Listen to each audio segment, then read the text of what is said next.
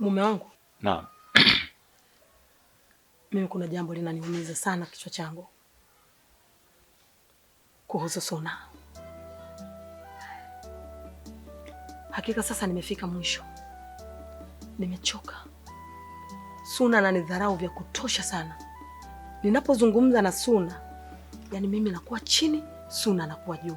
Anazungumza na mimi kama sio mzazi wake. Kama sio mama yake niliyembeba tumboni miezi 9 nikamzaa kwa uchungu. Nimechoka. Tena nimechoka kabisa dharau zake. Wakati nilionao sasa hivi, nahitaji kwenda nyumbani kwetu. Siwezi kuishi maisha ya kambale. Baba ndevu, mama ndevu, mtoto ndevu. Naomba nipe taraka yangu nirudi nyumbani. Nimechoka. Kwa nini niheshimu? Tatizo nini? Nisikilize bwana, usifikie kusema huko. Nimechoka mume wangu, nimechoka kabisa. Nisikilize bwana. Ina maana hili jambo la Suna tu ndio likufanye wewe ufikie kwenye neno hilo la kumkufuru Mungu, unadai talaka. Kweli? Suna mtoto wetu wenyewe. Hivi tembo anashindwa na mkonga wake? Kweli? Sasa haya, yule Suna ndio unafanya hivyo. Tumuhukumu, tumwambie tumfanyie cha kumfanyia, tunampeleka wapi? Nimezungumza na Suna mara ngapi? Nimekushirikisha kuhusu Suna tabia zake mara ngapi? Unataka nifanye nini? Nikae hapa nigombane na Suna makelele, watu wa majirani wakimbilie wadhani labda kuna mtu na mke mwenzake wanagombana au kuna mtu na kuna nini? Mimi na Suna kwa nini tugombane?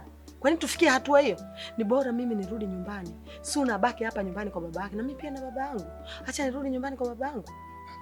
Sio vizuri unavyofanya. Matamshi yako kwanza hayafanani kabisa. Binti yako mwenyewe unaishi naye kwenye nyumba, hatujamuita hata siku moja. Basi ungekuwa kama hivi unataka, unaniambia unaniita bwana, tunafanya hivi, tunafanya hivi. Kurupu hilo neno la talaka mimi ndo linanishangaza. Sasa nisikiza nikwambie. Huko ulikofikia siko. Mimi miaka yote Gesa najua kuoa tu. Sijui kuacha hata siku moja. Naelewa vizuri? Naona unataka kumleta Ibilisi. Sasa mimi namuondoa Ibilisi, sitaki. Sababu ndio maana si wanaume ukitulia nyumbani. Ukitulia wanawake watakufanyia jambo lote ili mradi tu uwe na vugu, uwe na. Sasa mimi namuepusha shetani. Natoka hapa ndani. Weka na Ibilisi wako. Naona unataka kunitia Ibilisi tena mkubwa. Unadai talaka. Sababu mwana mwenyewe sio unakutisha wewe. Bila kupicha changamoto tamwa baba, duniani havishi vituko tamwa baba. Kuna mzee mmoja anaitwa Mzee Gesa, umri wa makamo hivi, ana binti wawili, mmoja kaozesha, yaliyomo yamo eti, watu wanatuma shenga binti kumwoa, yeye hataki, watu wanatimua, kumbe ana yake maovu anamfanyia, kamgeuza mkewe binti alomza. Tamu wa baba huo, tamu wa baba huo, tamu wa baba huo.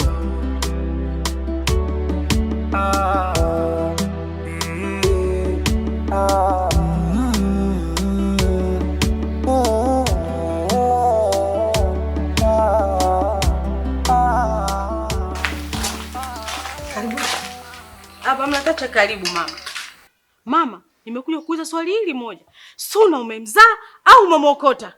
Mama, kwa nini unaniuliza? Kwa nini kwanza uniulize swali kama hilo? Sio kwa nini nakuuliza swali hilo. Mama, wewe kumfanyia Suna mambo kama hayo? Umpi kula, unamlaza nje, unamnyanyasa kama hujamzaa? Mama, wewe Suna, lini nimekufungia mlango? Lini nimekunyima chakula? Jamani, mimi ngoja niwajibu nikiwa nimekaa chini. Maana nimechoka. Tamu wa baba huo, tamu wa baba huo. Mama, jana umenipa chakula huko ndani? Jana hujanilaza nje wewe mama? Dada, tena bora baba akiwepo huko ndani. Kidogo upendo unaweza ukaja. Lakini baba asipokuwepo, mama mimi hajawahi kunipenda. Mama mimi leo ndo ujibu. Mimi ni mwanao umenizaa au tu umeniokota? Hilo tu. Wewe Suna una akili sawa sawa kweli wewe? Au labda umeanza ugonjwa wa kichaa ghafla? Mzima kweli wewe? Kwa ndio alivyokuja kukudanganya hivyo? Mama naamini. Naamini kabisa. Ina maana na wewe unaamini kabisa kwamba mimi huyu namtesa au mimi huyu namnyima chakula? Mama, anachokiongea Suna ni cha kweli. Kabisa. Usitake tukaanza kuamini watu wanaoongea nje kwamba yeye ni mchawi.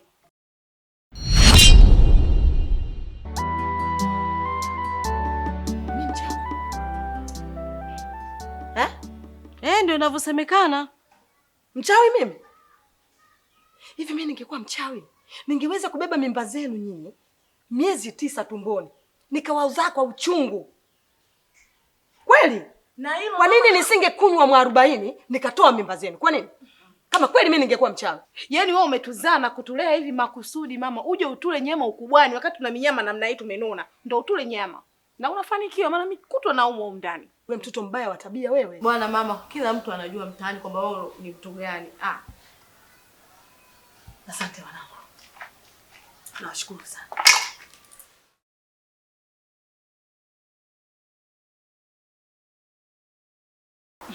Mazuri hayo. Kwa hiyo anatuacha sisi hapa vibuyu humu ndani. Vibuyu vitenda kulika. Mimi sikai hata hapa. Sikilize. Ulishamba madongo yake. Twende huko aenda kujitafakari. Tuondoke. Tamu wa baba huo. Tamu wa baba huo. Sona, hebu kabadilisha nguo. Mavazi gani unaovaa mbele ya baba? Wewe jamani, dada vipi? Kabadilisha nguo huko. Mwache. Baba wewe ndo unamuendekeza huyu. Tamu wa baba huo. Ushakuwa mtu mzima wewe. Si basi amekwisha mwanangu. Si nimekwambia mwache tu. Una mzee mmoja anaitwa Mzee Jesa, umla makamo hivi. Umla makamo hivi. Ana binti wawili, mmoja kaozesha, yaliyomo ya mweti. Yaliyomo ya mweti. Mimi nimekuja hapa kuambia wanangu, tabia mnayoifanya si riziki nayo hata kidogo. Yule ndio mama yenu, yule ndiye aliyewazaa,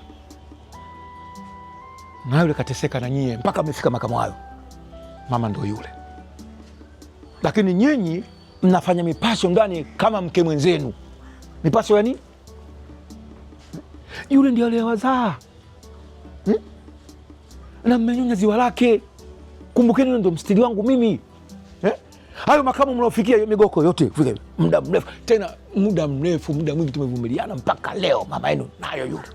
Mpaka mmepata migoko. Hebu kumbukeni, angalieni mpaka mnapata migoko ina muda mrefu. Tamu wa baba huo. Hii tabia siipendi na sitaki kuisikia. Sitaki kabisa. Nimekuja kuwaambia heshima ichukue mkondo wake. Yule ni mama tu, hataki waje. Hata kama angekuwa chizi mmenyonya ziwa lake. Tamu wa baba huo. Hakuna mtu anamdharau mamake. Tamu wa baba huo. Hata siku moja. Mama ni mama tu. Hata mkute kalala Kariakoo hivi, yuko uchi wa nyama, unamstiri. Hata hivyo baba ndo anitesea mdogo wangu. Hiyo haiwezekani. Yaani anamfanya nani Suna kama hajamzaa yeye. Chakula hampi. Milango anamfungia. Saa moja tu kamfungia mlango amekuwa kuku. Haiwezekani kitu kama hicho. Mke wako anakosea. Anakosea kabisa baba. Lakini na mimi nitasimama. Yoyote anaonitesea mdogo wangu nitasimama naye. Kimya. Hayo maneno siyataki. Tena unaposema babako sitaki unalopoka maneno. Wewe ndio bingwa kusema. Mbona unaweza kunyamaza kimya huko? Ila mama anakosea. Kimya. Umbavu wewe. Na kwa mimi nakuwa nyenye kakasema wewe. Ndio hiyo talabu mnaita kwa mama yenu, alafu inakuwa ni shida na alalamika.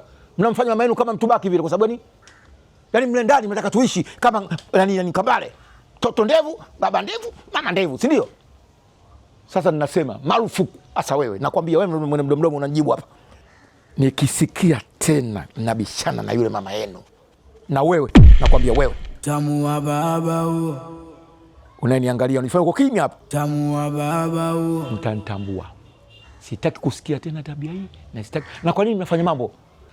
Nikisikia tena mtamtambua kama mimi ndo Mzee Jesa. Baba, naomba 2000. Tamu wa baba huo. Tamu wa baba huo. Tamu wa baba huo. Mimi sasa hivi na kuangalia kama baba yangu mzazi, kwa sababu umechukua nafasi ya baba yangu. na ninapopata matatizo huwa nakufika. Nashukuru unakuwa unanishauri, unanielekeza, na wakati mwingine hata unapoamua kunikanya. Kwa hiyo hata ninapoliona tatizo nikaona sio vibaya, acha nikuite tuweze kulizungumza. Kiukweli baba, nakusikiliza. Nyumbani kwako kati ya wanao na mama hawako na maelewano, lakini baba hujafanya maamuzi yote. Hapo ndipo unaponikosea. Hapo ndipo unaponikosea.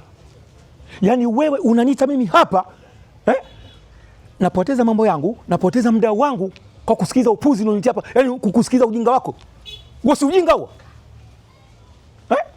Yaani wewe unakuja kunikanya mimi, unaniita eti kunikanya wewe. Wakati mimi wewe naweza kukuzaa wima huku nakula karanga. Wewe kama unataka mambo ya watoto na mama yao sio unachukia, nenda mwite mama yao afu mwambie hapa. Sio unite mimi. Mwite mama, ongea naye, malizana naye. Mimi unaniita, unanivunjia heshima wewe. Usi ujinga huo. Mwite mama yao hapa. Afu mwambie mama, sijui ati kuna mwambie. Lakini baba. Babako nani wewe? Tamu wa baba huo. Tamu wa baba huo.